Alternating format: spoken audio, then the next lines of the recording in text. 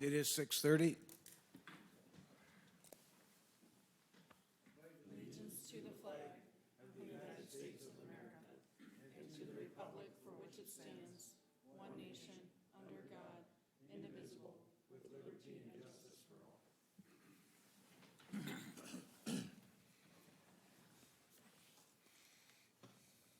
All right, review and approve council agenda. I'd like to add to the consent agenda, or consent agenda, F, add the hiring of a second officer to the present hiring process to fill the sex trafficking grant.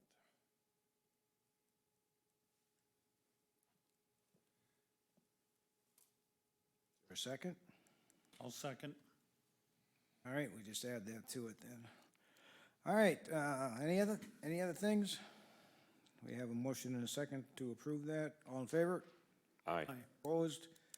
Passed unanimously. Is there anyone here for public input? Anyone for public input? All right, consent agenda items. Item A, approve 2/7/22 city council meeting minutes. Item B, appoint Bailey Roscoe to full-time community service officer, pay grade 4, step 1. Item C, approve 2 temporary gambling license for Society of St. Pew, DB8, doing business as St. Robert's Bellamy Church. Item D, approve change order number 4, final compensation for 2020 street improvement projects. Item E, approve resolution reestablishing precincts and polling places for elections conducted in Waite Park in 2022. And item F, hiring an officer to fill a sex trafficking grant from the state.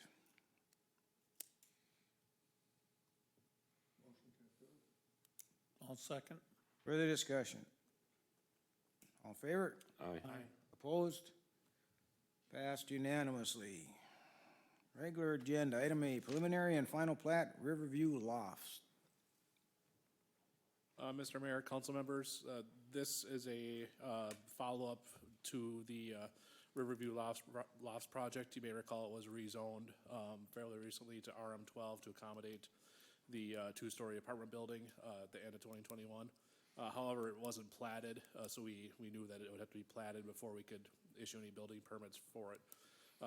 Property currently vacant. Obviously, we've done some earthwork that the city has approved there to get a little jump on stuff, but being configured as a simple one lot, one block parcel ahead of the anticipated development. We have a building permit application in, but we have to hold off on any issuance until we have the platting formally done. As it's not been previously platted, the recommended payment in lieu of parkland dedication would be $10,928. That's based on the fee schedule of $683 per unit and 16 units. This was reviewed by the Planning Commission at their meeting in February. We only received a single comment prior to the meeting from neighboring Antones, who has voiced their full support for the project, and the Planning Commission recommended approval. My recommendation would be for approval of the preliminary plat with the conditions of number 1, development upon the property may be subject to a development agreement if deemed necessary. And number 2, the property would be subject to the payment in lieu of parkland dedication in the amount of $10,928, and that the city would require those fees prior to affixing of city signatures upon the plat. That resolution is attached, and I would recommend adopting that as presented.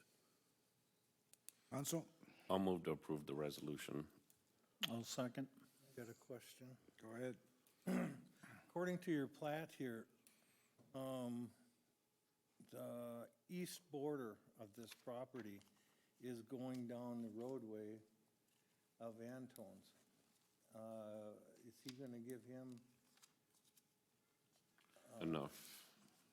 easement for that piece? Or how are they gonna satisfy that roadway going in? Maybe that's just where the line is drawn, Mike, and not where it really is. Right here, John. Looks a few feet onto the road. Yep, I'm just looking at it Oh, on okay. my copy here. Doesn't mean the road's right. No, it doesn't.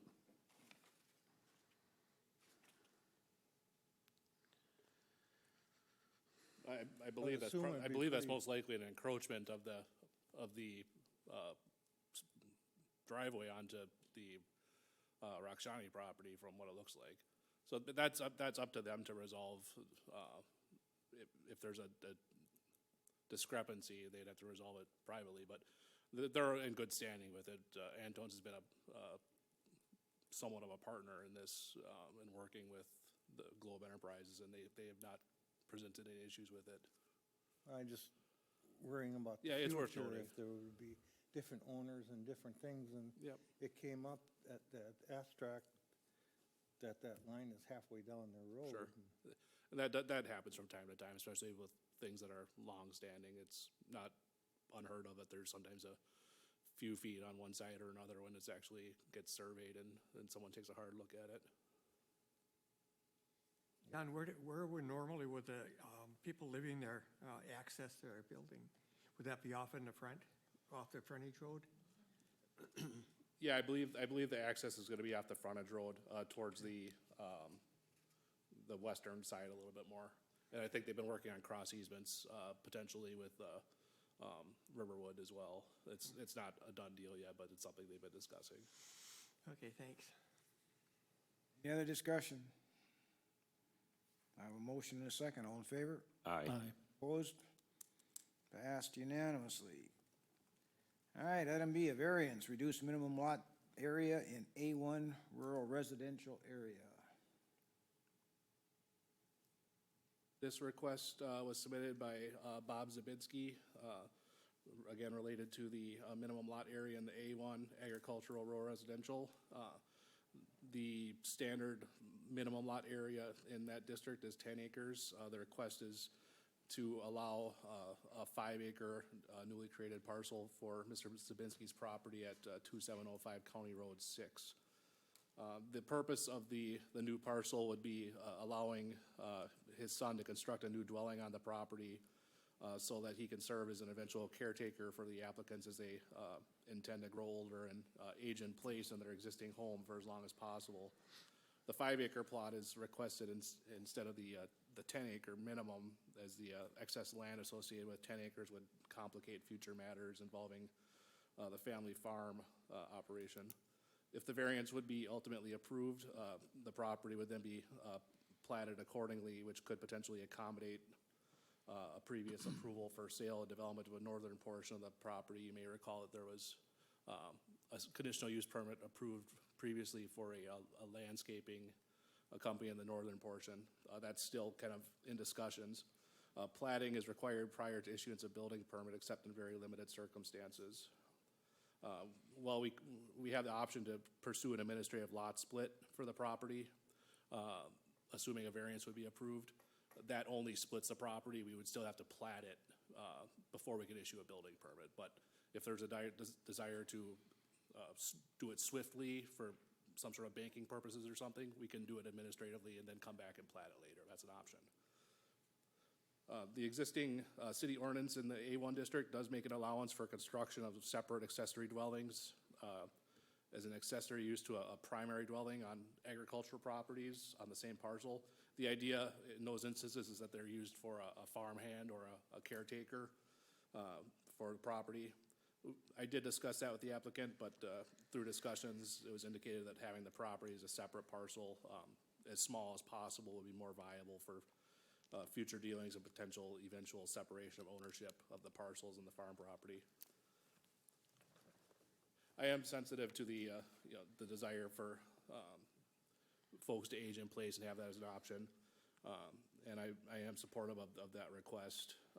We do have a precedent for something similar in that when the old Highway Road North area was annexed, we did have a allowance for a 5-acre parcel to be created on family parcels. In those instances, we made a accommodation for that. We did have someone take us up on it, so it's not unheard of to make that kind of accommodation. In my opinion, practical difficulties have been established and the justification for the variance exists. I don't believe it would impart special privilege to applicant or property, or would be detrimental to surrounding properties or diminish their use or value. I would, in this instance, as the applicant is a member of the planning commission, I would also attest that I've not given any special privilege or accommodation due to their standing as a planning commission member, and they did recuse themselves from the meeting where it was reviewed. We did not have any comments against or really for the request, and the planning commission did recommend approval. My recommendation would be to approve the 5-acre option as requested, adoption of the attached resolution as proposed, and then we could move forward with plating or administrative lot split as may be necessary. Council? I'll move to approve I'll as presented. I'll second. Further discussion? All in favor? Aye. Opposed? Passed unanimously. Thank you. John, would this something that should be maybe looked at as long as we're doing our comp plan? It's absolutely on, it's Yeah, that's right up, acres. right up front for this For- area. Yeah, for changing that Yep. requirements. Yep, it's something I've been a proponent of for a while, especially as we know the future in that area might be a little different than we thought it might be, so that Right. it very well could be that we may consider, or it might be considered an option that 5 acres might be at the standard. Yet to be determined, but it's on the radar. All right, item C, 28th Avenue Rail Crossing. Mayor and council, we were approached by Northern Rail Lines for the 28th Avenue crossing, concrete crossing out there. The city has bought and put these in over the years, at different, basically every crossing that we've had. This one is particularly has failed, been failing for a long time, so we're out there constantly trying to figure out how to patch concrete and either in some fashion or other. So it's badly deteriorated. Northern Rail Lines knows that too. So they reached out to me and asked if there was a way that they're going to apply for a grant to replace the whole thing, and looking to see if the city would have any interest in signing on to the grant application with a 10% match. So it's $137,000 and change to do it. Northern Rail Lines is putting in 10% of the money and asking for the city to put in another 10%. And then if you would so approve that, I would request that that money would come out of the reserves, not out of our pavement maintenance fund. I want to save that money for there. We'd probably spend that money in a couple of years out there patching. So I think it's a really good project and for a little cost, instead of us having to pay for the whole darn thing ourselves. So I'm asking for approval to submit a letter to Northern Rail Lines for them to put with the grant application that we would offer up paying 10% of the project. Questions? Council? I'll move to approve, and that the $13,793 comes from reserves. I'll second. Further discussion? All in favor? Aye. Opposed? Passed unanimously. And item D, golf cart purchases. Thank you, council. Golf carts, in the budget, we had budgeted for 3 more golf carts to finish out the fleet for the Ledge Amphitheater. They had 15,000 apiece for 3 of them, for a total of 45,000. Staff has looked into it and researched what we got 2 quotes on 2 different vendors. So what I'm proposing tonight is asking for approval to buy 3 golf carts from Winners Recreation. Total cost is $39,000. One would be a 2-seater with a dump box on the back of it. The other is a 2-seater with a back seat for mobility. And then the other one is a 6-seater. It's two rows of 4, and then the back flips down. And that would be also used for the mobility side. And then we convert the other 3 for staff and groundskeeper stuff and that, so. Those gas or electric? Gas.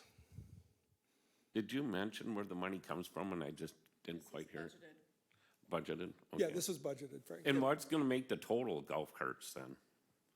How many total after this? Six. We'll have 6 total.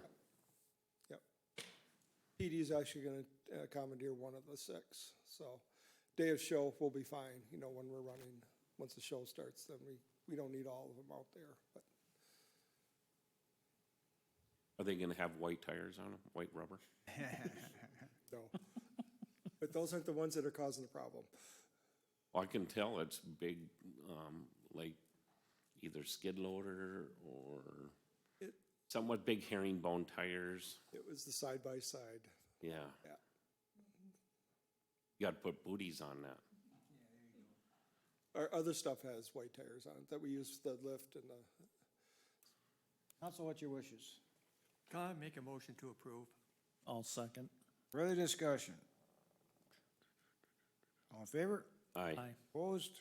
Passed unanimously. thank you. Yep. All right, approve bills. Move to pay the bills. I'll second. Further discussion? All in favor? Aye. Aye. Opposed? Passed unanimously. I do have 2 thank you letters here today, one from Anna Marie's Alliance for the donation we gave them from charitable gambling, and the other one from the Good Samaritan Fund for the money we gave them, so. I don't have anything else, I don't think. Sean? Only thing I wanted to just, sorry, only just wanted to mention that we will need to do a second meeting in March, so our next council meeting would be March 21st. Okay. Anything else? All right. Dave, you got anything? Bill? John? Just a friendly reminder for our audience, if you haven't already, go to planwaitepark.com and take our survey for our planning projects. All right. Chief? No, sir. Chief? Still looking for firefighters, so if got any residents in town that are interested in being firefighters, we can use them out. All right. If you didn't hear that at home, we're looking for firefighters. Carla? Paul? No. Ma'am? Here to observe, but my name is Tammy Calhoun, and I'm gonna be running for, the Minnesota State House District 14A, which includes Olive Park, so I wanted to just come and listen and get to know everybody. Welcome. All right, yep, welcome. All right, anybody, anything else? Not, we are adjourned at 6:47.